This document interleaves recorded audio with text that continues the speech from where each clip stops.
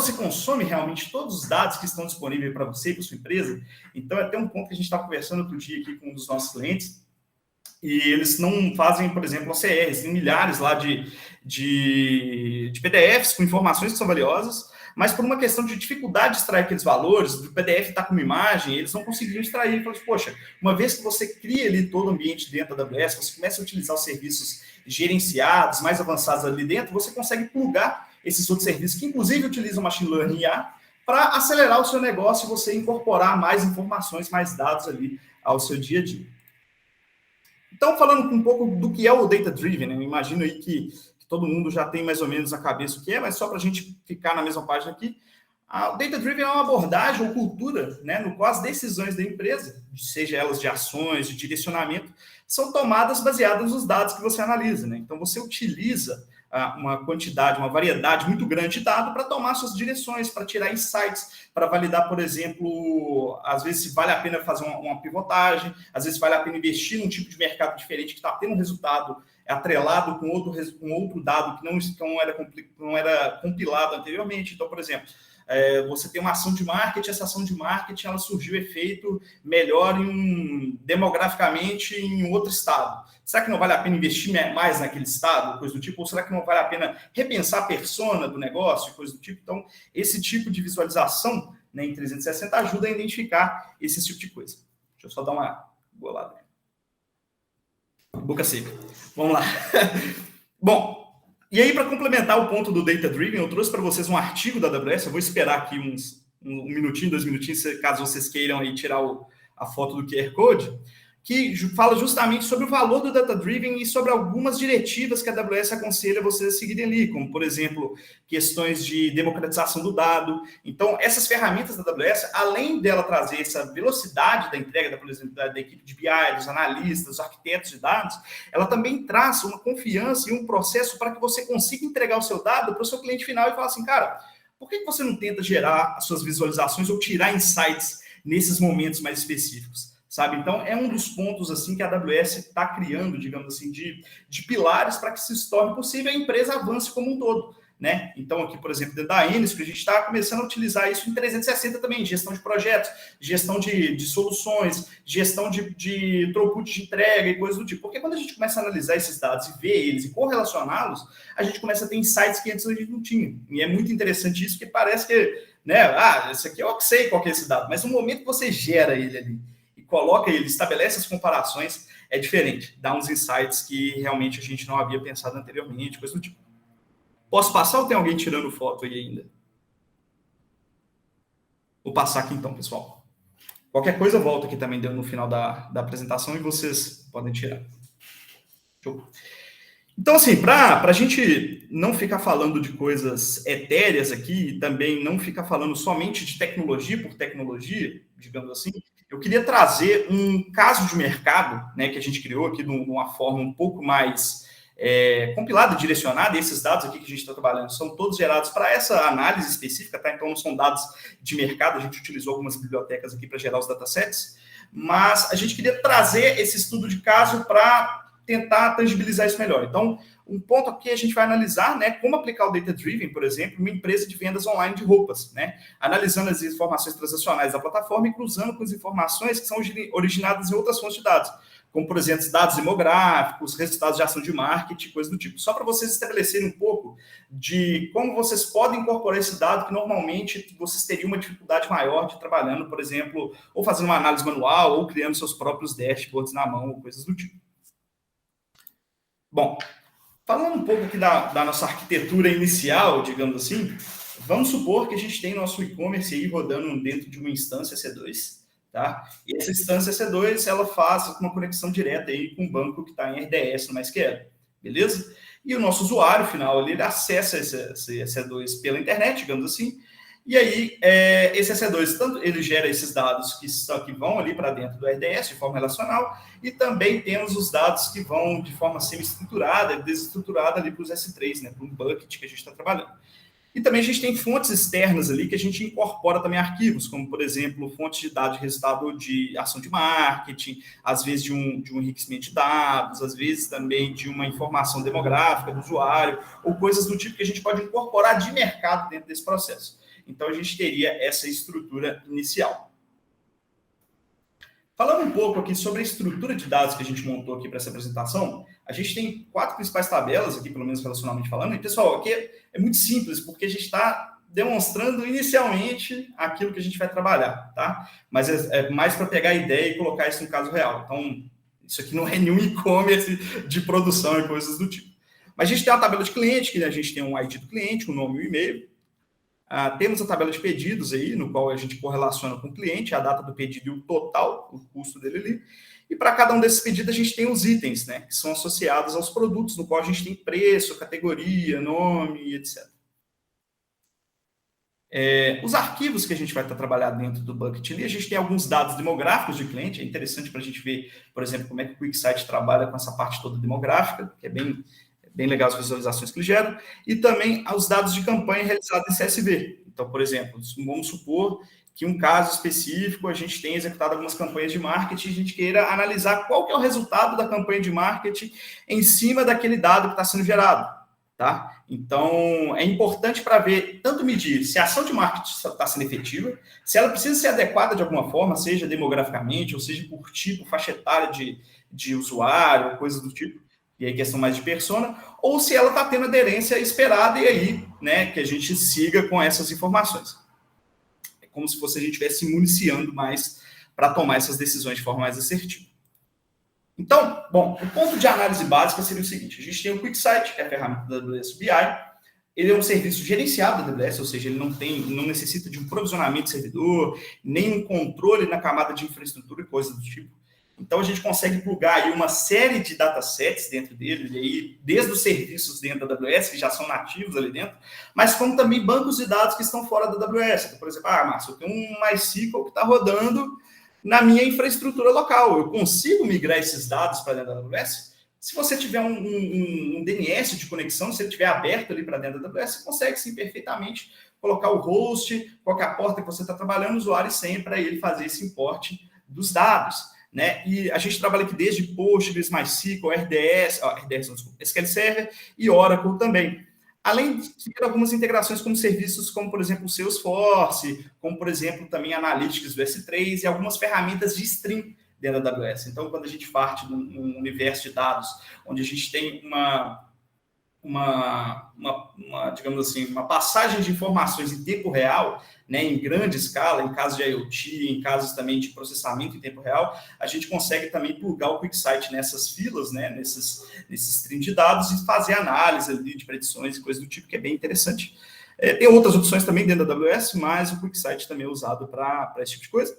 E aqui a gente tem, por exemplo, o analista de BI acessando a plataforma, no qual, nesse primeiro momento, vai estar conectada somente ao RDS. Beleza? Então, assim, agora que a gente já falou um pouquinho sobre o que a gente vai estar trabalhando, eu queria compartilhar a tela aqui com vocês para apresentar, primeiramente, a interface aqui do QuickSight, né, para vocês conhecerem. O QuickSight, como eu disse anteriormente, eu vou até dar uma aumentada na tela, ver se ficou bom aí para vocês? Beleza. O QuickSight é uma ferramenta gerenciada, né, como eu disse anteriormente, então você não precisa se preocupar com provisionamento de servidor. Um dos grandes diferenciais de mercado da AWS para as outras concorrentes, como por exemplo o Power BI, é que o QuickSight ele não precisa de licença, né? Você não tem que pagar uma licença, você não tem CAPEX para ele. Você só paga OPEX, ou seja, se você começa a utilizar, você tem um leitor lá e um usuário de escrita, você vai pagar uma taxa pelos dois, digamos assim, e o de leitor ele é dinâmico, então é por tempo de sessão, no qual você só paga aquilo que você está utilizando. E o tempo de sessão ela tem um teto de $5, se eu não me engano, sabe? Para uns níveis ali, a gente pode até depois explorar essa questão de custo aqui, caso seja interessante para vocês aí. Mas o interessante do QuickSight é que você não precisa se preocupar com essa escala também. Então, vamos supor que vocês estão fazendo alguma ação de marketing, alguma questão que, cara, eu vou precisar liberar esse dashboard aqui para os meus clientes e eu não sei se isso aqui vai dar conta. Então, pode ficar tranquilo que o QuickSight ele escala a qualquer quantidade de requisições, ele é altamente escalável ali do lado da AWS, é uma coisa que a gente não precisa se preocupar. E ele também tem toda uma camada de tratamento de dados ali que é bem interessante em low-code. Então, passando aqui um pouco sobre a ferramenta, a gente tem uma estrutura de arquivos aqui dentro, então você pode separar toda a sua organização de dashboards, de dataset, de tratamento de informações dentro de suas pastas. A gente também tem uma seção de compartilhamento de arquivos, porque o QuickSight a gente entende que ele ele é feito para você trabalhar em equipe, então você pode pegar a sua equipe de BI, a sua equipe de dados e criar ali certos tipos de acessos ali dentro. Então, por exemplo, cara, eu não quero que minha equipe operacional tenha acesso a meus dados financeiros. E, ao mesmo tempo, às vezes não faz sentido um dado operacional ir para a equipe financeira. Então, você consegue segmentar esses data sources ali tratados para cada tipo de equipe dentro da empresa, o que é bem interessante para nível de escala, organização da empresa e coisas do tipo. E também é interessante porque depois que você cria suas análises, você consegue compartilhar de maneira muito fácil e ágil também a sua análise com sua equipe. Então, por exemplo, poxa, eu cheguei, Jonathan, finalizei minha análise aqui, cara, dá uma olhada para você ver se ficou interessante, se é isso mesmo. Então, você consegue simplesmente setar o usuário para ele acessar aquela análise que você criou ou colocar em uma pasta compartilhada que ele tem acesso, por exemplo. E aí você tem essa dinâmica de trabalho bem facilitada. Aqui dentro, a gente tem tipos de serviços diferentes. Então, os datasets, eles são as entradas de dados. Então, por exemplo, sempre quando eu venho aqui criar um novo dataset, a gente tem aquelas possibilidades que eu falei anteriormente com vocês, desde a parte de subir um arquivo, XLSX, JSON, CSV, coisa do tipo. Tem alguns plugs naturais aqui, por exemplo, com o Salesforce, o S3 Analytics, que seriam dados aí analíticos do S3, arquivos que estão dentro do S3, com o próprio Athena, que é uma ferramenta de ad hoc da AWS, ou seja, se você quer pegar um dado que está em um CSV e um outro dado que está em JSON, e aí cruzar com uma informação que está no NoSQL, você consegue, por meio de SQL, fazer essa consulta ad hoc em vários tipos de dados diferentes, preparar essa informação e depois disponibilizar ele aqui para o QuickSight, por exemplo. A gente utiliza bastante, inclusive, nos nossos projetos aqui. Tem os bancos de dados são RDS, né, digamos assim, a integração mais nativa da AWS, e toda a parte aqui de Data Warehousing com o Redshift, né? E aquelas conexões que eu tinha falado anteriormente, de você poder plugar esse conector do QuickSight direto em uma base de dados que não está dentro da AWS. Então, isso é possível fazer. Aí tem um custo de data transfer, né? Um ponto que aí precisa ser sempre analisado. Então, se vai passar um volume de dados muito grande aqui para a parte de análise, é sempre bom validar essa questão do data transfer antes de sair aplicando, executando esse tipo de arquitetura. Como eu disse anteriormente, a gente também tem a possibilidade do Postgres, Oracle, SQL Server, o Aurora, que é um banco de dados relacionado à AWS, MariaDB, Presto, enfim, temos aqui vários outros, inclusive Spark, né, para quem faz aí tratamento de dados e coisas do tipo, que quer plugar direto aí uma saída de dados direto no QuickSight é possível também. Toda a parte aqui de time stream, né, de time series dentro da AWS, então a gente, por exemplo, em casos de IoT, a gente costuma também trabalhar bastante com QuickSight e com Grafana também. E a parte de analytics de IoT, coisas do tipo. Tem bastante coisa aqui que dá para ser trabalhado. E aqueles que não têm integração nativa, também é possível você extrair essas informações por meio de CSV, Excel e coisas do tipo, e colocar dentro do S3 e fazer a sua análise normalmente, fazer seu consumo daqueles dados ali, seja por data pipeline, tratamento e coisas do tipo. Beleza? Show de bola. Depois que a gente sobe um dataset, esse dataset ele vira o que a gente chama de data source. Então, aqui dentro, a gente tem os nossos data sources. Por exemplo, pedidos, cliente, coisa do tipo. Esse aqui é a leitura daquele banco que eu falei com vocês anteriormente. Então, por exemplo, vou colocar aqui para ele. Só um instante que eu cliquei no lugar errado. Para eu vir aqui editar ele, eu coloco um Edit Dataset. E ele abre essa tela para mim, no qual ele me dá a opção, por exemplo, de avaliar os meus dados. Então, eu tenho aqui toda uma questão de classificação, né, de catalogação dos dados que ele executa de forma automatizada. Você pode mudar isso aqui, inclusive. Então, por exemplo, a gente vai ver aqui no ponto que a gente estiver trabalhando com geoespacial, que a gente pode trabalhar tanto com coordenadas de latitude, longitude, endereço e também com postcode. Então, como a gente está trabalhando aqui com postcode, eu tenho que mudar o tipo dele, eu forço para ele ser um dado de geolocalização, e aí o QuickSight já interpreta ele como uma localização, sabe? Então, ele faz uma engenharia reversa ali para pegar a latitude e longitude daquela informação, o que adianta bastante o trabalho aí para a gente não ter que ficar fazendo consumo de API, transformação e coisas do tipo. Então, aqui, quando a gente fala da parte de preparação dos dados, a gente escolhe sempre uma tabela. Então, por exemplo, aqui a gente fez a leitura do nosso banco de dados. Então, a gente abre, por exemplo, um data source, que é o que a gente está trabalhando, que é esse e-commerce EDE. Vou selecionar ele me aparece aquelas tabelas que a gente conversou. Então, a gente tem a tabela de cliente, tabelas de itens de pedidos e produtos, tá? Então, a gente seleciona uma tabela para ele inicialmente, que vai ser, por exemplo, a tabela master que a gente vai estar trabalhando. Então, como eu quero criar uma relação ali de clientes, eu seleciono a de cliente primeiro. E depois, para eu adicionar de pedido, é só eu vir aqui e fazer o mesmo processo, selecionar o data source, etc e tal. E aqui eu venho e seleciono, por exemplo, os pedidos. Né? E aí, quando ele vem, ele traz essa informação para mim. Então, por exemplo, como é que você quer cruzar essa informação? Ah, esse aqui eu quero fazer um inner join. Não, esse aqui, como eu não tenho esse dado, eu não tenho certeza que eu tenho esse cruzamento dessa informação, eu não posso perder o dado do cliente, eu vou fazer um right join, por exemplo, um left join, desculpa.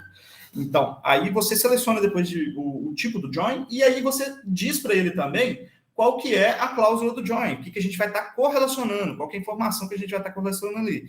Como ele vem de um banco de dados relacional, ele já autocorrelaciona para mim isso aqui. Mas, por exemplo, quando você pega essa informação que às vezes tem um tipo diferente, que não bate, então, por exemplo, eu vou pegar um integer com um tipo, sei lá, int que veio de um CSV, que às vezes ele vai tratar até mesmo como string, tá?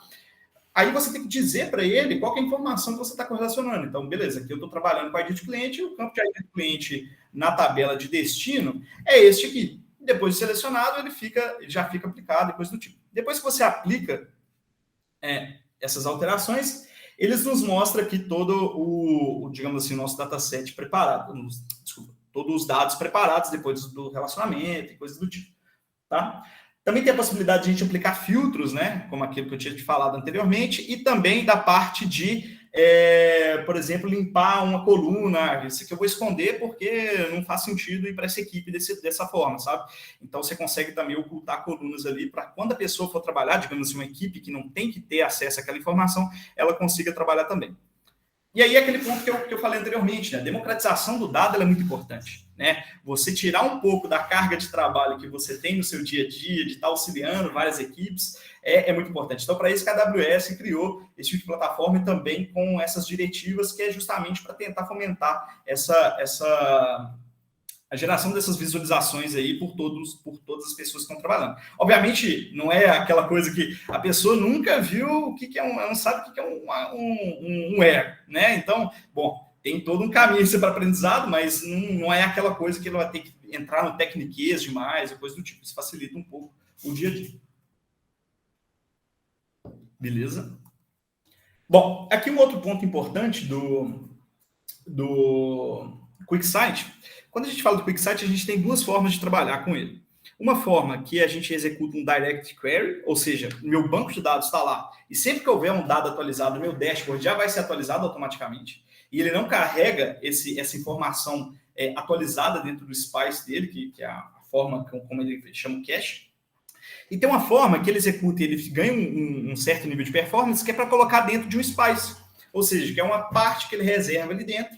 Isso aí também, ela tem uma cobrança ali dentro da AWS, não é gratuito, mas ele fica mais rápido e você também tem mais controle de quando aquele dado vai ser atualizado. Então, vamos supor que você está fazendo uma visualização que ela precisa ser validada pela equipe financeira ou que ela precisa ser validada pela equipe de negócio, às vezes uma questão de checar se aquele dado está certo ou coisa do tipo. Quando a pessoa está executando esse processo, essa audição, digamos assim, você não libera esse dado. Então, apesar do dado já estar mais novo dentro do seu banco de dados, ele só carrega para dentro do seu dashboard quando você fala, beleza, agora que ele já está auditado, eu posso dar um refresh no meu Spice. Ele vai e recarrega toda essa cache ali dentro. Aí você vai perguntar, pô, mas qual que é o mais adequado? Depende muito, né? Porque se você quer mostrar um tempo real para o seu cliente, a parte do Direct Query faz mais sentido, porque você vai ter seu dado sempre atualizado ali. Já as questões que você quer ter mais performance, quer ter mais preparado ali, e também quer ter esse controle de quando o seu dado vai ser atualizado e refletido para o usuário final, talvez o Spice seja mais adequado. Isso aí tem que ser feita uma análise mais aprofundada para a gente ter a certeza de conseguir. Dito isso, voltando aqui para a navegação no menu, o próximo ponto que a gente tem aqui é a parte de análise. Então, toda vez que a gente cria um dataset, ele é utilizado em uma análise, e a análise ela não é o dashboard publicado ainda, ela é a etapa de construção do dashboard. Você consegue, inclusive, igual eu falei anteriormente, compartilhar essas análises com a equipe interna anteriormente. Você só não consegue publicar ele, porque aí você publicou, ele virou dashboard, né? Então, para as pessoas que estão de fora ou somente com perfil de leitura ali dentro da AWS, você não consegue compartilhar a análise em si, somente o dashboard publicado. Beleza? E, por fim, a gente tem a nossa seção de dashboard, que já é a análise ali pronta, publicada, que aí pode estar pronta também para ser embarcada em alguma aplicação. Inclusive, a gente vai estar até abordando esse ponto aqui posteriormente, mas a gente tem até algumas bibliotecas nativas em React, que são customizáveis também, o que facilita bastante aí a incorporação, em React não, desculpa, em JavaScript, o que facilita também a incorporação no seu front-end aí, e coisas do tipo. Não precisa rodar naquele tipo de iframe mais antigo e coisa.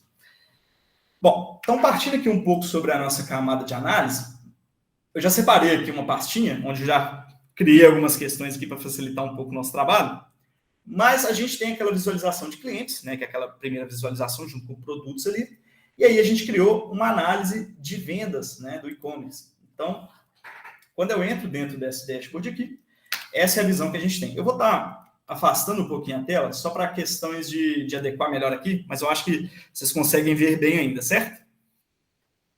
Esse aqui é o painel de visualização da AWS.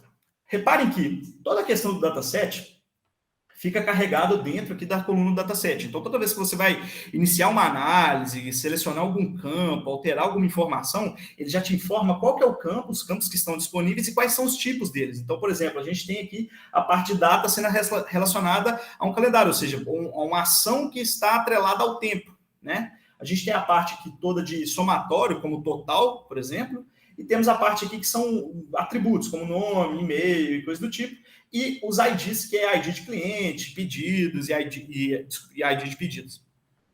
Beleza. Aqui nessa parte, nesse menu superior aqui, a gente tem a parte de adicionar o visual. O visual seria esses blocos, né, de visualização. Então, por exemplo, quando eu clico ele aqui, ele cria um novo visual para mim, no qual ele entra ou como autograph, ou seja, eu seleciono quais os campos que eu quero analisar e a AWS me indica qual que seria melhor para ele, ou então eu seleciono um tipo de visualização. Então, eu posso pegar, por exemplo, aqui um Gantt chart, eu posso pegar um Donut chart, coisa do tipo, e depois selecionar os campos deles. Então, por exemplo, aqui, vou pegar um vertical bar, vou selecionar para ele o total por e-mail de cliente. E aí ele vai me informar, por exemplo, de quais são os e-mails e quais são ali o total de que cada um desses clientes gastaram ali dentro do e-commerce. E aqui é totalmente interativo, então você pode diminuir essa barra aqui, ter uma visualização melhor e também arrastar ela aqui para percorrer os outros dados. Quando você publica esse dashboard, ele vai com essas interações também, tá? Ela não fica só nessa etapa de visualização. Por exemplo, quando você quer também quebrar e segmentar, por exemplo, o seu dashboard em pastas diferentes, digamos assim, em sheets diferentes ali dentro, você consegue também criar outras sheets, e aí você cria seu gráfico específico, aí você pode clusterizar suas informações, organizar elas ali para quando ela for para o cliente, já está um pouco mais compilado, um pouco mais organizado, para ele não ter um certo tipo de dúvida, coisa do tipo. Aí depende muito de quem está criando, né, e quais são também as análises feitas ali dentro. Uma vez que a gente cruza as informações, né, que a gente cria, digamos assim, nossa base colunar, a gente tem uma porrada de informação que muitas das vezes elas vão ser correlacionadas todas ao mesmo tempo, né? Então pode ser que a gente queira ter esse nível de organização e separação aí para facilitar. Bom, voltando aqui para o principal, aqui dentro a gente tem toda a parte de filtros, né? Então eu posso criar filtros daquele serviço. Então eu já tenho até um criado aqui, ó, que a gente está filtrando por data. Deixa eu aumentar de novo. Eu estou pegando somente aqueles valores do mês de maio. Então, se eu vir aqui e alterar esse filtro para desde o mês de abril, ele vai atualizar o valor também e atualizar os valores do gráfico aqui de uma forma em conjunta. Ele atualiza de todos os gráficos porque eu pedi para ele atualizar de todos os gráficos, mas eu posso separar também por visualização, tá? Então, poxa, eu quero aplicar esse filtro exclusivamente para um tipo de visualização que eu estou querendo aqui dentro. Então, você consegue segmentar isso aí também. E no ponto de publicação, você consegue também colocar esses filtros dentro do dashboard, né? Porque aqui na visualização é como se fosse um compilado, né? Essa parte de filtragem aqui, de menu, ela não vai para a versão final, digamos assim. Ele vai com dado já filtrado. Mas se você quiser permitir que o seu usuário filtre esses dados, você consegue colocar essas actions ali em cima e atrelar elas. Outro ponto interessante aqui que a gente vai estar abordando até no próximo ponto, mas só falando aqui no geral do dashboard do QuickSight, a gente tem a parte Insights, né? Que é tudo que a gente tem de serviço ali dentro para plugar dentro dos nossos gráficos, que analisa, por exemplo, as séries temporais, que analisa, por exemplo, taxa de crescimento de dados, e aí depende muito de quais informações a gente tem. Então, por exemplo, a parte de detecção de anomalia, ela é um modelo de machine learning disponibilizado pela AWS, que roda um algoritmo que se chama Random Cut Forest, que analisa a sua série temporal e avalia, por exemplo, qual que é, se tem um outlier ali que é estranho, sabe? E ele tenta responder também o porquê daquele outlier. Então, por exemplo, poxa, por que eu tenho esse dado aqui? Será que tem algum evento correlacionado? Então, esses modelos também tentam responder isso aí para facilitar a análise aí de quem está lendo e coisas do tipo. Então, tem uma série de análises aqui que eu vou explorar depois. A questão de parametrização, essa questão de parametrização é muito importante, porque uma vez que a gente libera esses dashboards para, por exemplo, para os usuários finais, para coisa do tipo, muitas das vezes, por exemplo, eu atendo vários clientes. Será que na minha estrutura eu tenho que ter um dashboard para cada cliente? Se eu tenho a mesma visualização para o meu cliente, eu não posso passar um ID dele numa unidade federada, por exemplo, Cognito, coisa do tipo. Então, você consegue criar esse tipo de parametrização. No momento que a pessoa loga dentro da plataforma e você manda para ele o autenticador, ele vai buscar qual que é o atributo dele de cliente, por exemplo, e ele já vai filtrar automaticamente esse dado sem que você precise informar qual que é o cliente que ele trabalha, coisa do tipo. Isso é muito poderoso porque, igual eu falei, né? Você vai aumentando a quantidade de clientes, gerenciar dashboard depois fica uma zona. É quase implementar via código e depois você tem que alterar 1000 dashboards, sabe? Então acaba que isso aí é um ganho operacional muito grande. A gente tem as actions. As actions são simplesmente as interações que cada um dos gráficos tem com o todo. Então, por exemplo, se você está analisando o gráfico aqui do total de compra por pessoa gasta no mês tal. Se você clica nele aqui, ele vai dar um highlight, né, do que essa pessoa gastou, você pode customizar, aquela coisa e tal. E aí ele consegue fazer uma action de filtragem, por exemplo, para validar aqui na parte total de compras, temporalmente, qual foi o dia que essa pessoa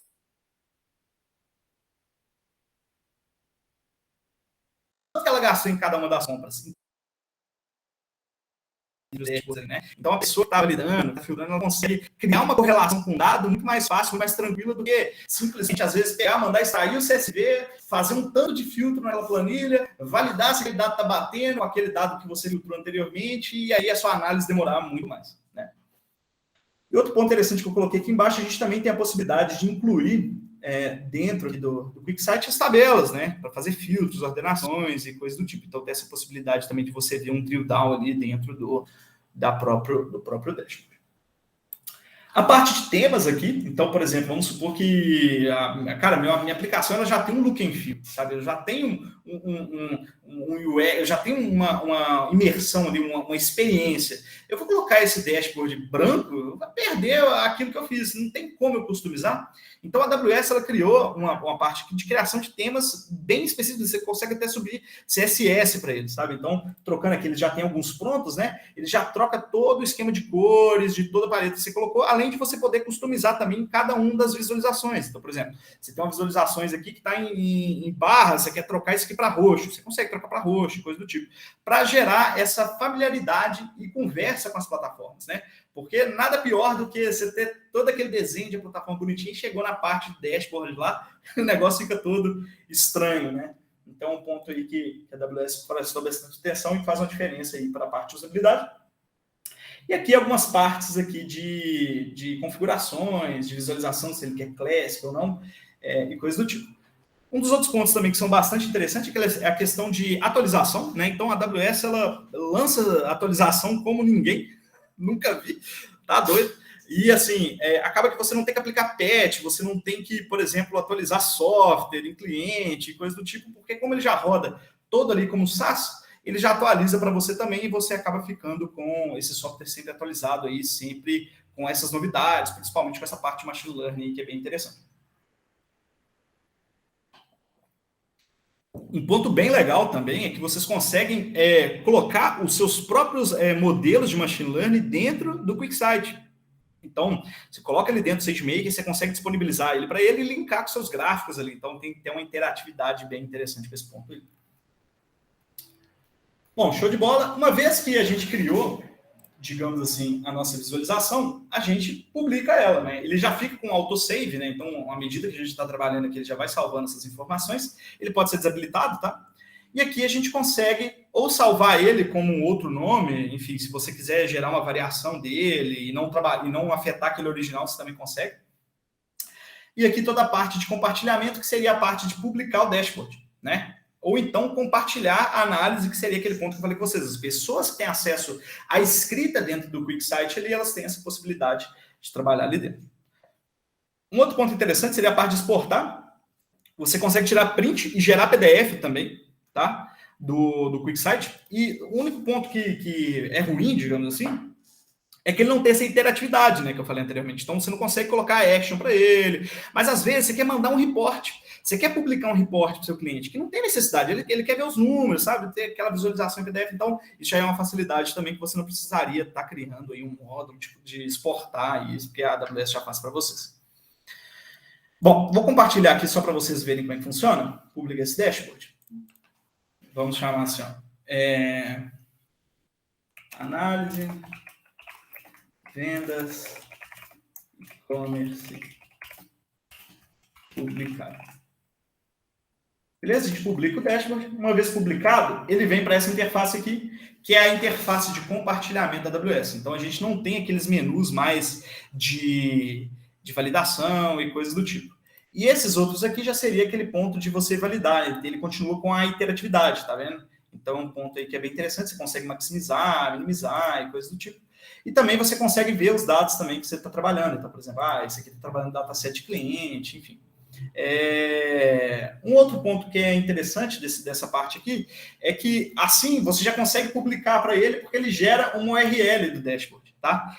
Aí, a gente precisa ter um pouco de cuidado com esse ponto, porque o custo na AWS ele é feito por leitura e por sessão de leitura. Se você cria um dashboard e abre ele para todo mundo, você vai ter um custo, porque vai ser todo mundo acessando seu dashboard. Então, essa gestão das pessoas que acessam é muito importante. Então, muitas das vezes, não é recomendado que você abra, tem uma permissão dele estar aberto para todas as pessoas que estão acessando.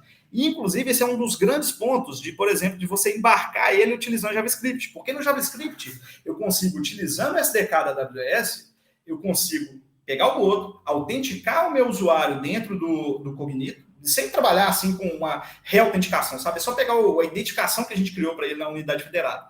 Depois que a gente valida que ele está autenticado, eu consigo, inclusive, bilhetar para ele. Então, eu falei assim, poxa, esse cara entrou aqui de novo, então eu sei qual que é o nível de sessão que ele trabalha. Porque a AWS tem níveis de serviços diferentes para atender isso. Quando você publica de forma anônima, ela tem uma cobrança base ali, porque normalmente você não vai conseguir traquear aquela sessão para o mesmo usuário, porque ele pode acessar de uma máquina e pode acessar de outra máquina posteriormente, sabe? Então, tem algumas diferenças de precificação que eu, posteriormente, aqui eu posso abrir a calculadora com vocês aqui e a gente brincar aqui para ver como é que funcionaria isso, beleza?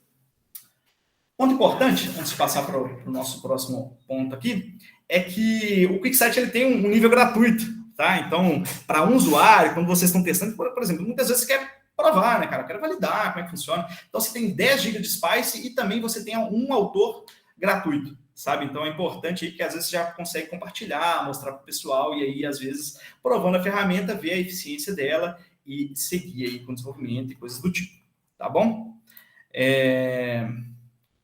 O iframe, sim, aí eu até passei aqui no chat, é possível sim, você pode tanto embarcar ele utilizando ali o React, ou React não, o JavaScript, com React na cabeça, mas com React também, e aí utilizar um iframe, que inclusive é bem mais fácil, porque o iframe, ele vai você vai como usuário anônimo, tá? Ele não consegue autenticar. Aí no React que tem toda essa questão no JavaScript que tem todo esse fluxo de autenticação e coisas do tipo que te traz uma segurança maior. Tá? Um ponto importante. É lógico que, tipo assim, você pode chegar para mim e falar assim, pô, Márcio, mas minha plataforma já tem um sistema de autenticação, sabe? Depois eu tenho que confirmar, Cláudio, quantos de leitura. Mas depois eu olho aqui na documentação. A cobrança de leitura, ela é dinâmica por sessão, igual eu falei com vocês. Se eu não me engano, ela é 30 centavos de dólar por sessão. E ela bate no teto de $5. Então, por exemplo, se você compartilhou com o seu cliente o seu dashboard, ele entrou uma vez lá, você vai pagar 30 centavos de dólar, entendeu? No mês, por exemplo. Então, é um ponto aí que traz uma vantagem por você não ter um CAPEX, né? De você não ter que pagar uma licença de cara, coisa do tipo. Beleza? Bom, voltando aqui, então, para a nossa apresentação, A gente, então, tem uma parte agora, beleza, a gente já criou a nossa primeira análise mais simples ali, trabalhando só com dado relacional, e agora a gente quer trabalhar um pouco mais avançado, né? Trabalhar, por exemplo, com a preparação desse dado, que está no S3, né, digamos assim, que a gente já subiu, e aí cruzar essas informações que estão dentro do RDS e disponibilizá-las dentro do QuickSight. Existem alguns caminhos para ser feito isso aqui, tá? Eu coloquei o Athena aqui, mas a gente poderia cruzar e preparar essas informações também com o Glue, a gente poderia utilizar outro tipo de serviço. Então, depende muito do contexto, depende muito da quantidade de dados que vocês estão processando. Então, por exemplo, Márcia, aqui a gente trabalha com volume de dados gigantesco, sabe? Não é muita coisa. Então, talvez seja melhor passar por uma pipeline de dados, depois ir para um data warehouse, alguma coisa mais preparada ali e mais robusta para o QuickSight acessar posteriormente, porque senão acaba que você vai ter gargalo de performance no QuickSight e também custo maior, porque aí você vai pagar mais SPICE, né? Então, o SPICE tem um custo caro porque ele é uma espécie de cache ali dentro. Então, é um ponto bastante importante vocês atentarem a nível de arquitetura daquilo que vocês estão aplicando ali. Então, só repassando aqui a nossa arquitetura, né, o que mudou, a gente tem agora o nosso Athena, né, que é o nosso ADRock, temos também o QuickSight, vamos fazer essa consulta aí cruzando essas informações. É possível fazer essas consultas também, cruzar essas informações direto lá no QuickSight, tá? Então, vou até estar mostrando para vocês como cruzar lá, porque à medida que a gente, na AWS, a gente tem sempre essa metodologia de começar pequeno. Não pode ser megalomaníaco, porque senão esse negócio vai ficar muito difícil, vai ficar muito complicado, não tem como testar, não tem como validar, sabe? Então, tipo assim, existem formas de você executar aquilo ali de forma rápida, de validar aquele dado seu, já tirar suas análises, e depois, que esse passo que eu falei, de crescimento, de como eu escalo o meu serviço. Então, é sempre o ponto que a gente pensa aqui a nível de arquitetura e estratégia também de implementação. Bom, então, dito isso, vamos lá de novo, né, para o nosso queridíssimo QuickSight. Então, aqui dentro, eu já criei para ele aquela camada de pedidos e clientes. Esse dataset aqui agora, ele está em SPICE. Por que ele está em SPICE? Quando eu vou cruzar informações que não estão somente em banco relacional, eu não consigo colocar ela em query contínua, porque eu estou trazendo... Não é para você não, Márcio, é só para o chat, relaxa aí. Beleza. Não é porque falou o Márcio, eu falei, pô, falei alguma coisa aqui. Não é para você não. Tranquilo. Então, quando a gente trabalha direto com a ligação no banco de dados, aí pode ser tanto numa base de dados columnar, no banco de dados relacional, ou coisa do tipo, a gente consegue fazer essa atualização em tempo real, né? Ou seja, eu consigo, toda vez que meu usuário entrar, recarregar aquele dado que está dentro da AWS. Aí até um ponto muito interessante sobre isso, que quando você traz esse dado de fora da AWS, você vai pagar um negócio que chama data transfer. Ou seja, você paga a transferência de dados que está fora da AWS para dentro da AWS. Então, se você faz essa abordagem de toda hora atualizar, seu cliente entrou lá 20 vezes, você vai pagar aquele data transfer 20 vezes. É um valor pequeno, assim, em pequena escala, mas quando você aumenta a quantidade de dados, ele começa a ficar grande também. Então, um ponto aí que eu sempre falo que não tem uma arquitetura certa. Tem o contexto do cliente, tem que entender, por exemplo, questões de como é que funciona o custo, a escala e coisas relacionadas para a gente conseguir chegar num coeficiente interessante para todo mundo. Então, essa parte aqui do cliente pedido, ela não muda, ela é basicamente a mesma coisa. Um ponto interessante. Eu vou falando, eu vou lembrando dos negócios aqui. Quando a gente cria um novo data source, ou seja, a gente pega o dataset e cria um data source, eu consigo herdar esse data source e criar um novo data source. E por que isso é poderoso? Isso é herança.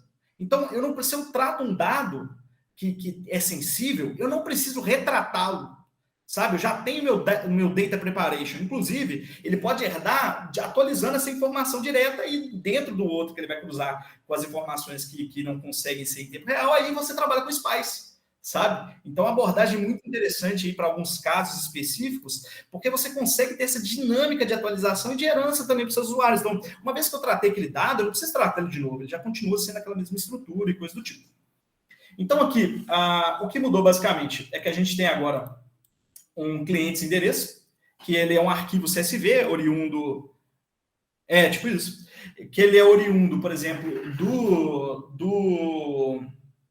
S3, tá? Então a gente subiu ele no S3, depois importou ele aqui. E também temos aqui os arquivos, o arquivo que está relacionado à ação de marketing, tá? Então, por exemplo, aqui quando eu vou fazer, por exemplo, a ligação dos clientes com os endereços dos clientes, eu vou trabalhar com left join. Por que eu vou trabalhar com left join? Porque pode ser que nem todos os clientes que eu tenha, digamos assim, nessa base que eu extraí, eu esteja relacionando com as informações que vieram da minha higienização ou com a informação que eu consegui adquirir de outra forma, sabe? Então, eu quero manter aquela base de clientes sempre ativa mesmo que aquela informação não esteja correlacionada. E aí, aquele ponto também diferencial, porque aqui já não é ID, né? A gente não tem mais uma relação de ID, tem uma relação de e-mail que a gente gerou, tá? Então, todas as informações foram cruzadas ali com esse left join, foi feita aí a partir do e-mail. Ô, Márcio, mas e-mail não é chave primária, isso aí fica ruim. Mas enfim, é o que tem para cruzar as informações, né? Então, é por isso que a gente fala que em quantidades absurdas de dados, muitos dados, essa abordagem de preparação de dados pelo QuickSight, ela se torna inviável. E aí a gente começa a trabalhar com o que a gente chama de Data Pipeline, que até nosso colega aí falou, por exemplo, o Spark. Então, a gente costuma utilizar o Spark e alguns processos específicos dentro para gerar esse cruzamento de informações, processar isso e gerar, por exemplo, um dado final dentro de um lake ou dentro de um Data Warehouse. Tem uma ferramenta muito legal da AWS que utiliza Spark nativamente, que é o Glue. Depois eu até posso falar aqui um pouquinho dela, enfim, trocar uma bolinha com vocês. E aí a gente também tem aqui nossa parte de ação de marketing, e a ação de marketing é engraçado porque a única relação que a gente tem ali é data, né? Eu quero relacionar se a data que eu fiz aquela ação de marketing e que ele consumiu aqueles créditos, se ela está relacionada com um resultado específico ali dentro do QuickSight. Então, já não é aquele cruzamento forte, igual também ali em clientes. Alguém levantou a mão? Beleza. Bom, qualquer coisa, é porque eu acho que a gente está tirando as dúvidas no chat aqui, mas a gente vai tirar mais dúvidas no final, tá? Mas se tiver alguma coisa muito importante, se quiser falar, fica à vontade. Deixa eu aproveitar e dar um gole de água.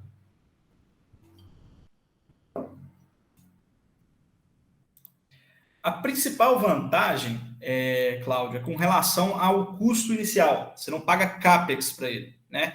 E também com relação à integração nativa que você tem com o serviço da AWS. Então, por exemplo, igual eu te falei, a gente vai estar mostrando aqui logo em seguida, mas tem uma parte que a gente trabalha com machine learning.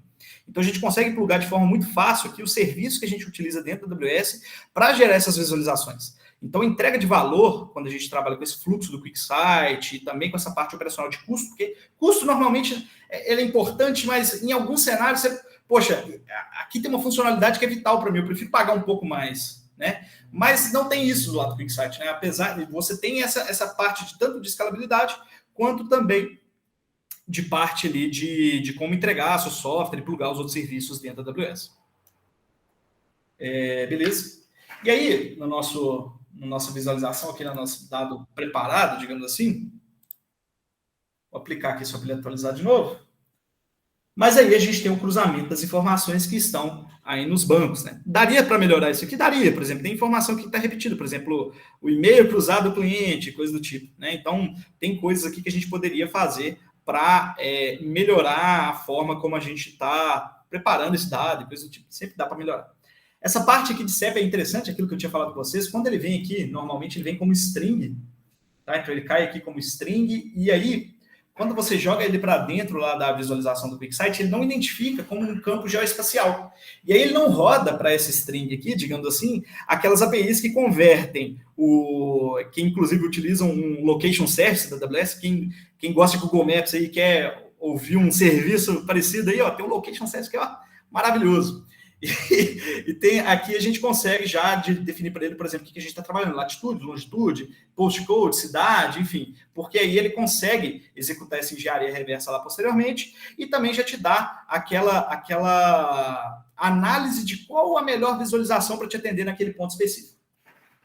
Então, vou dar um cancelar aqui, porque a gente não fez nada, basicamente. Então, aqui na parte dos nossos arquivos, a gente tem aquele ponto dos pedidos de clientes, que é a nossa nova análise. Beleza? Aqui dentro, né, a gente tem todas aquelas interações que a gente tinha falado anteriormente. Nesse aqui, especificamente falando, eu coloquei para ele as actions. Então, quando eu clico aqui, em Luana Alves, ele filtra, tá vendo? Os outros dados. Então, eu venho aqui para baixo, vocês vão ver que as informações são relacionadas a Luana Alves. Tá vendo? E aí eu consigo criar um efeito cascata até para outras informações. Então, atualiza um gráfico, quando atualiza um outro com outra informação, sabe? Então, é bem interessante aqui, bem intuitivo de fazer. até mostrar para vocês aqui. Mas aí a gente tem uma action aqui. E essa action aqui está relacionada a um tipo de valor e também a gente consegue selecionar quais as visualizações, né, que vão ser afetadas. Então, se eu não quero afetar, por exemplo, data de entrega de novas pessoas. Vou dar um save aqui. Você vê que ele não tem um efeito direto nele, porque ele está fora daquela regra de exceção de atualização e coisa do tipo. Bom, aqui são algumas coisas de machine learning que eu já coloquei aqui para a gente ver, mas eu queria destacar aqui aquele ponto que eu falei com vocês de dispersão dos usuários. Aí fala, pô, Márcio, você está fazendo e-commerce e esse e-commerce seu está caindo nos Estados Unidos. O negócio não está funcionando, não. Mas o problema é que a gente utilizou para gerar essas bases de dados aqui o Faker, tá? Não sei se vocês já trabalharam. E o Faker, apesar de você conseguir trabalhar com ele para, por exemplo, com dados do Brasil e coisa do tipo, para postal code ele não consegue trabalhar, então ele só cria para os Estados Unidos. Mas seria aquele ponto de análise de dispersão que eu falei com vocês. Então, por exemplo, poxa, fizemos uma ação em Chicago aqui e tivemos um resultado muito interessante. Será que a gente não tem que fazer mais ações para eles? Ou senão, tipo assim, cara, eu não fiz ação aqui para esse estado específico. E mesmo assim eu tive um resultado. Vou investir lá, sabe? Então é aquele ponto de olhar para o seu dado de uma forma estratégica, mais organizada, e pensar como estrategicamente você pode mudar a forma como você trabalha, ou então mudar os parâmetros, né, de como você está aplicando aquele resultado. Bom, aqui são aquelas mesmas visualizações que eu tinha mostrado anteriormente para vocês. Aqui a listagem, tudo certinho. E, bom, desse ponto aqui era isso. Deixa eu passar lá de novo para a nossa apresentação. E aí, a próxima parte que a gente vai trabalhar aqui é essa parte de ML, né? Então, a gente tem algumas opções que a gente está trabalhando aqui junto com a AWS já entregando para os clientes. O primeiro ponto é o forecasting, que é a gente prever os resultados baseados na análise temporal, né? Então, por exemplo, eu tenho sempre um formato de aumento de lucratividade e depois de 3 meses uma queda, por uma questão sazonal, ou por uma questão de tipo de produto, enfim. Então, a partir do momento que ele aprende isso, analisando sua série temporal, ele fala assim, poxa, tá chegando aquele tempo, então, muito provavelmente você vai ter uma queda aqui. E ele te dá uma porcentagem, uma taxa de assertividade, uma acurácia do que ele está trabalhando. Eu vou tentar mostrar para vocês ali no gráfico, é até interessante que ele mostra para você o quanto que ele tem certeza e o quanto ele não tem. Quanto maior o tempo que você quer analisar, menor a certeza também daquilo que você está trabalhando. Então, é bem interessante esse ponto do forecasting aí. Tem um ponto de detecção de anomalia, que eu já até falei com vocês aqui, mas seria esses pontos de... Cara, você teve um outlier aqui. O que será que aconteceu? Você teve um boom. Aí pode ser uma questão de marketing. Poxa, olha que interessante. Eu tive um outlier, uma anomalia, mas foi ao mesmo tempo que eu fiz um investimento em marketing. Então, ele surtiu um efeito positivo daquele que eu queria, né? Então, pode ser um ponto interessante, até mesmo para você se preparar. Então, por exemplo, vamos supor que vocês estão... Estava conversando outro dia com o nosso cliente, falando, poxa, né, vocês devem ter um pico aí quando tem Copa do Mundo. Né? Os caras falando assim, ele chegou para mim e falou assim, você acredita que é grande, mas nosso maior pico é eleição. Sabe? Então, quando a pessoa já tem, baseado naquela série temporal, esses picos de audiência, de coisas do tipo, em pontos específicos do seu gráfico, você consegue se preparar melhor, em ponto de vista de infraestrutura, em ponto de vista de como o seu serviço vai escalar, de ação de marketing que você vai fazer, porque você quer potencializar aquilo. Se está aumentando sua receita, você quer potencializar, ou então se preparar. Porque se você também tem um estoque por demanda, você tem que se preparar para aquela demanda para você também não frustrar o cliente. Então, é um ponto que pode trabalhar junto com a questão de organização estratégica da empresa aí, que é importante. Aqui é um ponto que eu não vou abordar nessa call, mas eu queria falar com vocês, que é o Key Readers. A AWS ela tem um serviço de processamento de linguagem natural para o QuickSight. Então, você consegue fazer perguntas para ele e ele te responde baseado nas suas informações o porquê. Você, por exemplo, poxa, por que eu tive essa anomalia nesse dia aqui? Aí ele fala, poxa, você teve uma ação de marketing, ó, aqui, o seu dado aqui aumentou também, talvez tenha um efeito correlacionado. Então, é interessante porque você consegue trazer uma visão que muitas das vezes você não está pensando diretamente, ainda mais quando você está trabalhando com um volume de dados muito grande, né? Então, é mais fácil uma máquina que analisou todas aquelas informações tentar te responder de uma forma mais ágil ou coisa do tipo do que você tentar olhando para aquele dado ali, falando, tentando achar uma solução, uma causa, efeito, coisa do tipo. Então é um ponto aí que pode ajudar bastante também no dia a dia. E aí, bora voltar lá para a nossa demonstração, né? Então, o que a gente colocou aqui? Eu coloquei alguns insights que são interessantes. O primeiro ponto aqui é do forecasting. Então, eu coloquei uma análise aqui de insight para o valor total previsto, né? Então, eu falei, poxa, em junho 7 de junho de 2023, qual que vai ser a minha previsão de lucratividade? Peraí que tá pequeno, né? Em 7 de junho, qual que vai ser a previsão da minha lucratividade? Ó, tá previsto para ser $6.500, R$6.500 e coisa do tipo. Então, pode ser um ponto interessante, você pode colocar até como uma detecção, dando um pouco mais de highlight, né? Isso aí para as pessoas que estão lendo. E aqui, por exemplo, o ponto de detecção de anomalia, né? Então, ele fala assim, poxa, anomalia não, desculpa, esse aqui é do ponto de taxa de crescimento. Então, por exemplo, em 4 dias, sua taxa de crescimento foi de 13%.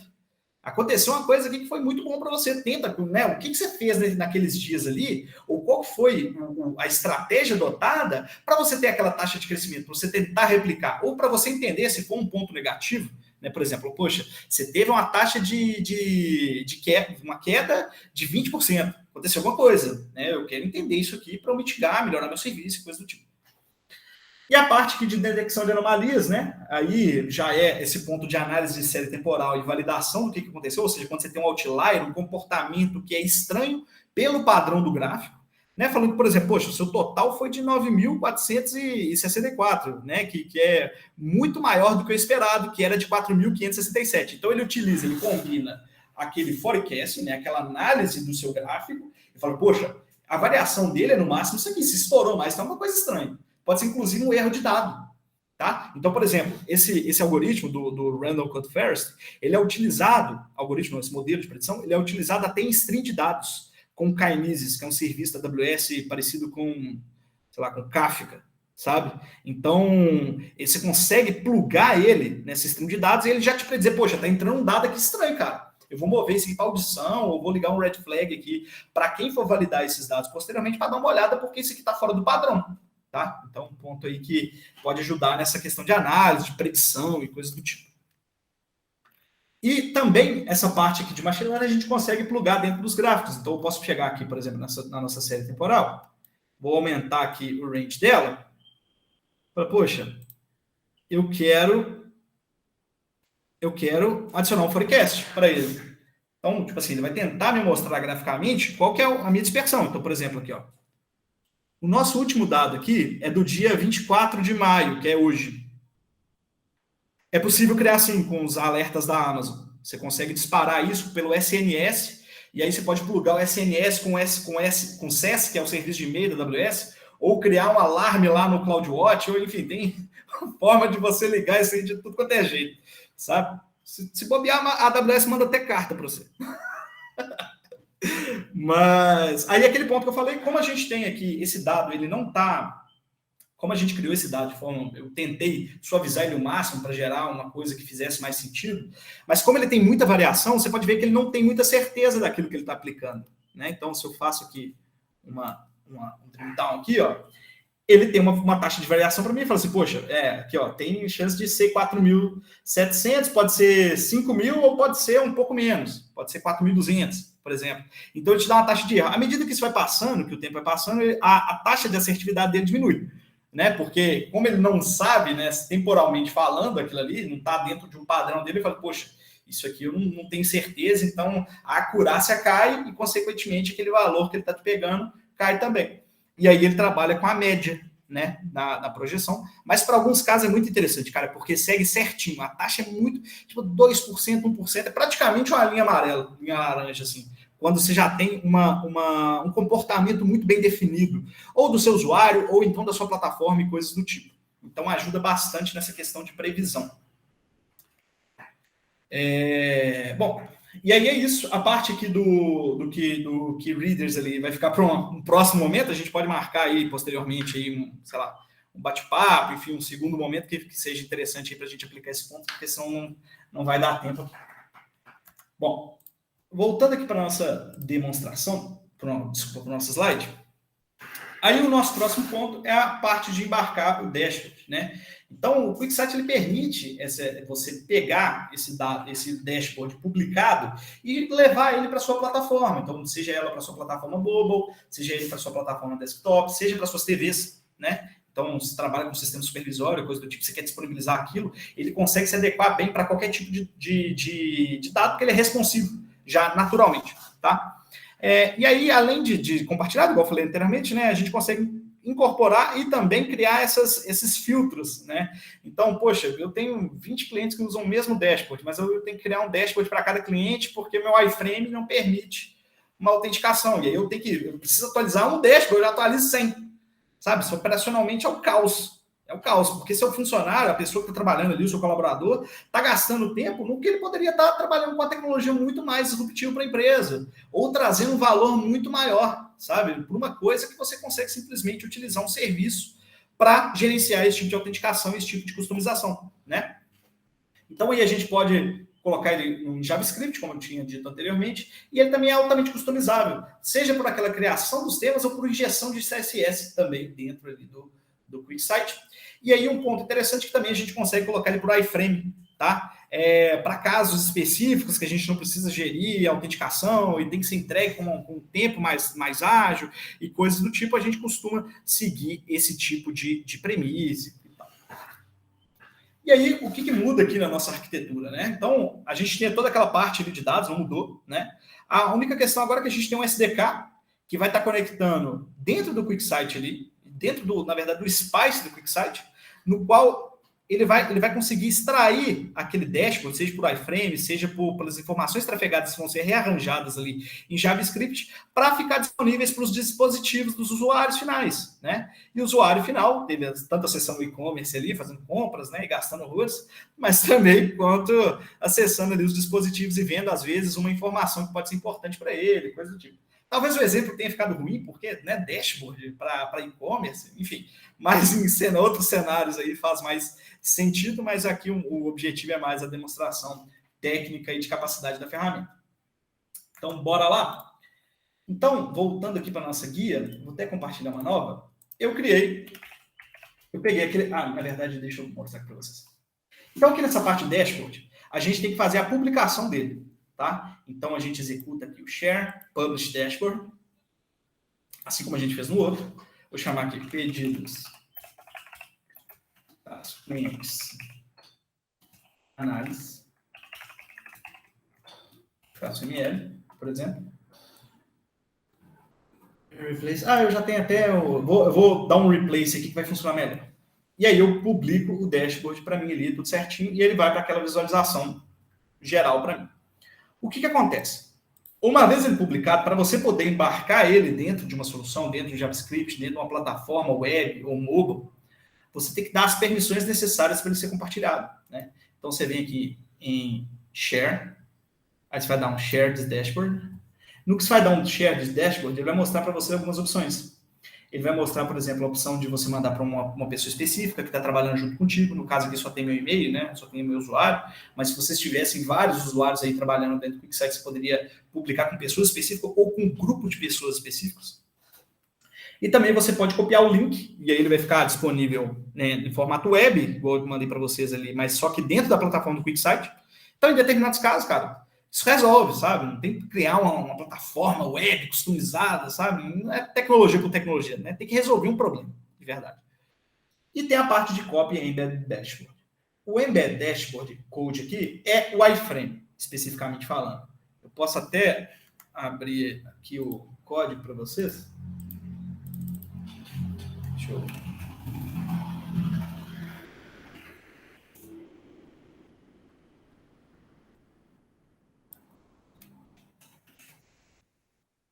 Bastante.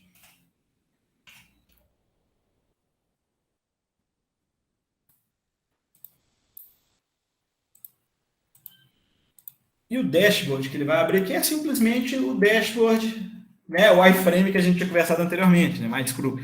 E o que é importante aqui é o link de compartilhamento que ele criou ali dentro. Tá vendo? Tem até um directory alias ali para identificar qual diretório que você está, coisa do tipo, enfim.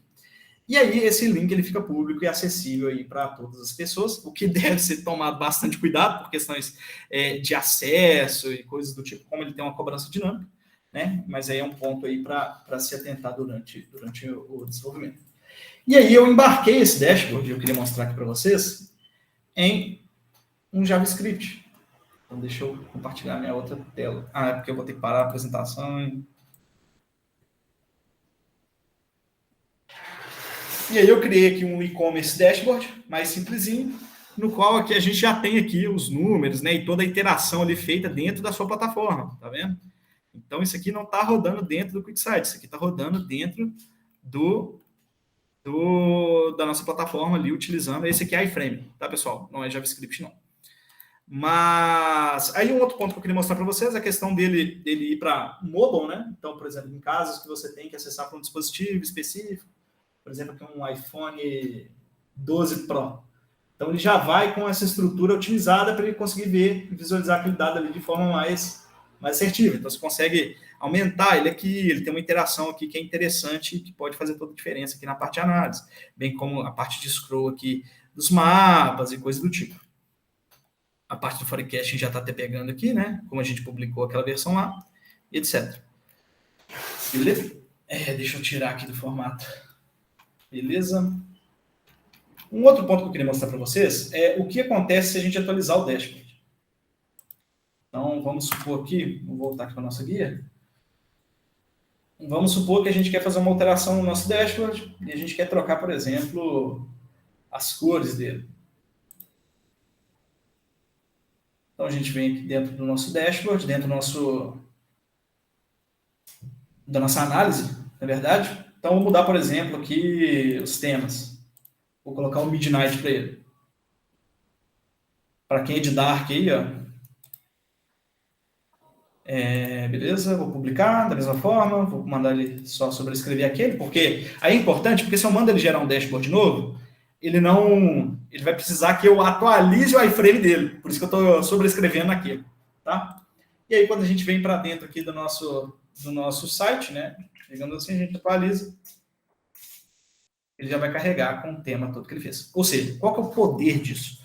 O poder disso é que se você quer fazer alguma alteração, entregar essa alteração para o seu cliente, do ponto de vista de alteração de análise de dados, você não precisa alterar toda a sua camada analítica ali, que muitas das vezes foi feita em JavaScript, ou se utilizaram uma biblioteca de gráficos, coisas do tipo. Todo impacto, toda alteração nessa camada, a gente sabe que ela é custosa, que ela demora mais tempo. Então, tranquilo, Cláudio, obrigado, viu? Então, toda essa interação, ela é interessante para que você consiga ter essa dinâmica de entrega, de gerar valor de forma mais rápida, sabe? Então, por isso que é aquilo que a gente está falando, a gente sempre mede a água e o trigo, porque muitas das vezes a equipe está gastando um tempo absurdo para alterações que são recorrentes, né, por demandas, que talvez embarcando o QuickSight, né, ele resolveria esse tipo de problema, e aí o tempo, né, a hora de desenvolvimento da sua equipe, ela poderia ser direcionada para uma coisa que te entregue mais valor, né, para uma coisa que leve a sua empresa para o próximo passo. E aí, linkando naquele ponto que o Alex falou, isso é eficiência operacional, entendeu? Isso é atrelar a entrega de valor de forma mais rápida. Então, é isso que a gente quer levar para a nuvem, para as empresas, sabe? Esse é o ponto da Endoscopy. Bom, deixa eu voltar aqui para a nossa apresentação. Então, assim, bom, de forma geral, pessoal, assim, breve, né, porque o QuickSight tem 1001 funcionalidades ali que a gente poderia estar explorando, detalhando e coisas do tipo, mas a demonstração inicial era essa, sabe? Acho que a gente pode, às vezes, em próximas etapas aí, explorar pontos mais avançados, fazer, por exemplo, ali a utilização do Key Users e coisas do tipo. Mas eu queria desafiar vocês aí, né, para quem trabalha com a AWS, coisa do tipo, quiser experimentar, entra lá no Save Play, já tem um usuário de graça, testa, valida, imputa um dado, né, se precisar conversar, trocar uma ideia, chama a gente aí enquanto soluções, para ver como é que a gente pode apoiar vocês também, porque, assim, a ferramenta, realmente, assim, eu gosto bastante, né, todos os clientes que a gente tem aplicado aqui, estão todos extremamente satisfeitos. Então, acho que é um ponto bem interessante aí, não só para você entregar para o seu cliente, mas para, às vezes, fazer análises internas também, sabe? Então, uma vez que a gente olha para o sentido de eficiência operacional, de como é que a gente pode melhorar nosso processo, essas ferramentas de BI aí podem ajudar demais em nosso dia a dia. E aí, eu destacando os próximos passos aqui, para vocês manterem na cabeça de vocês, que são passos um pouco mais avançados, né? Trabalhar com data pipeline, quando vocês têm aí, por exemplo, um volume de entrada de dados muito grande, coisas que vocês precisam processar aí em gigas, em teras, muitas vezes, e aí não fica inviável essa abordagem que a gente falou, mas aí seria um passo anterior, mas utilizando o QuickSight ali como saída. A parte de Data Warehouse está muito ligada nessa parte de Data Pipeline, então, né, eu converto meus dados, trato eles, depois eu carrego eles dentro do Redshift, por exemplo. Data Cataloging também, porque quando a gente começa a trabalhar com várias fontes de dados diferentes, essa parte de catalogar o dado, informar que tipo que ele é, para otimizar o seu BI e até para ajudar a criar modelos de predição é muito importante. Tá? Então, essa parte ali também a gente costuma abordar junto com essa tríade aí. E os pontos mais avançados, né, que é a criação de modelos de machine learning, customizados e coisas do tipo. Às vezes até utilizar, por exemplo, a AWS tem um serviço que se chama Panorama, de machine learning, que ele te dá, por exemplo, referências de produtos ou de indicações que você deveria seguir a partir do seu consumo, ou a partir do seu comportamento. Mas você precisa treinar esse serviço da AWS. E como é que você treina ele? Tem o seu dado organizado. Então, uma vez que seu dado está dentro de um data warehouse, já está catalogado, está pronto, facilita demais a vida do cientista, do arquiteto de dados que vai trabalhar em cima disso. Você consegue entregar com muito mais velocidade. E ter visão também de onde que você pode atuar com mais estratégia ali dentro, né? E, por último, aí, a parte de consumo de informações semi-estruturadas e desestruturadas também, que é a parte, por exemplo, de como é que eu posso tirar um insight de uma imagem, como é que eu posso tirar um insight de um vídeo, como é que eu posso tirar texto de um documento por foto, como é que eu posso automatizar, transcrever texto, como é que eu posso criar áudio a partir de um texto. Então, a gente tem todo um pool de serviço aqui dentro da AWS, que uma vez que a gente cria todo esse processo, fica muito mais fácil de plugar eles, digamos assim, dentro do nosso ecossistema, e aí a entrega de valor é absurda, né? Então, é um ponto aí para ficar na cabeça de vocês aí. Às vezes vocês, poxa, cara, nossa, tem um tanto de documento ali que a gente conseguiria tirar algumas informações interessantes, só que a gente não usa porque como é que eu vou pegar e parar uma pessoa para ficar escrevendo documento, sabe? Então, não, a gente tem serviço que utiliza machine learning, inteligência artificial na AWS também para resolver esse tipo de problema. Tá bom? Pessoal, assim, de forma geral, é isso que eu queria mostrar para vocês aqui hoje. Eu queria agradecer demais a oportunidade de a gente bater esse papo. Gosto bastante de falar sobre essas questões de serviço da AWS, trocar essa ideia. E eu queria abrir aí para perguntas, né? Eu sei que o Jonathan já estava respondendo algumas questões, outras que eu já vi aqui também eu respondi. Mas caso vocês tenham alguma dúvida, alguma coisa que a gente pode ajudar vocês aí nesse último momento.